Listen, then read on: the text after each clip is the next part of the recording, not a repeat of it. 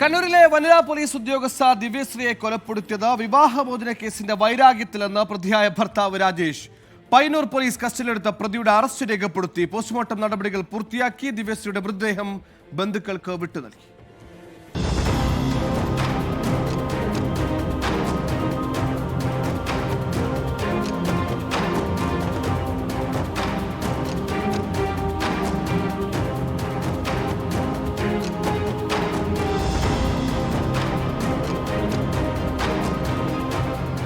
Kasaragod Chandera police സ്റ്റേഷനിലെ CPO ആയിരുന്ന ദിവ്യശ്രീയും ഭർത്താവ് രാജേഷും ഏറെക്കാലമായി അകന്നു കഴിയുകയാണ്.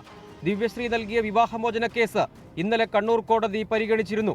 വിവാഹമോചന ആവശ്യത്തിൽ ദിവ്യശ്രീ ഉറച്ചുനിന്നത് പ്രകോപനം, പണവും സ്വർണവും തിരിച്ചു ചോദിച്ചതും വൈരാഗ്യം വർദ്ധിപ്പിച്ചു. ഇതോടെ രാജേഷ് കൊലപാതകം ആസൂത്രണം ചെയ്തു. പയ്യന്നൂരിൽ നിന്ന് വെട്ടുകത്തിയും 2 കുപ്പി പെട്രോളും വാങ്ങി ഇന്നലെ വൈകിട്ട് ദിവ്യശ്രീയുടെ വീട്ടിലെത്തി ക്രൂരമായി വെട്ടിക്കൊലപ്പെടുത്തി. അക്രമം തടയാൻ ശ്രമിക്കുന്നതിനിടെ ഗുരുതരമായി പരിക്കേറ്റ ദിവ്യശ്രീയുടെ പിതാവ് വാസു കണ്ണൂരിലെ ആശുപത്രിയിൽ തീവ്രപരിചരണ വിഭാഗത്തിൽ ചികിത്സയിൽ തുടരുകയാണ്. വൈകുന്നേരം 5:30 മണിക്കാണ് ഞാൻ ഈ നിലവിളി കേൾക്കുന്നത്. അപ്പോൾ ഉടനെ വരുമ്പോഴത്തേക്ക് ദിവ്യശ്രീ ഇവിടെ വീണ് കിടക്കുന്നുണ്ട്. കുറച്ച് നോക്കുമ്പോഴത്തേക്ക് അവരും ഉണ്ടായിരുന്നു. അപ്പോൾ അവരുടെ അച്ഛനും കുത്തേറ്റിരുന്നു. ആ കുത്തേറ്റപ്പോൾ അത് മിക്കവാറും അകത്തേക്ക് പോയിട്ട് വീട്ടിൽ കയറി ആക്രമിക്കാനാണ് സാധ്യത. കൊലയ്ക്ക് പിന്നാലെ രക്ഷപ്പെട്ട പ്രതിയെ ഇന്നലെ രാത്രി കണ്ണൂർ പുതിയ തെരുവിലെ ബാറിൽ നിന്നാണ് പോലീസ് പിടികൂടിയത്.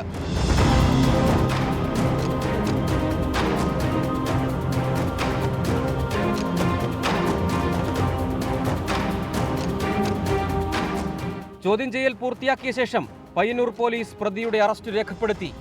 24 കണ്ണൂർ.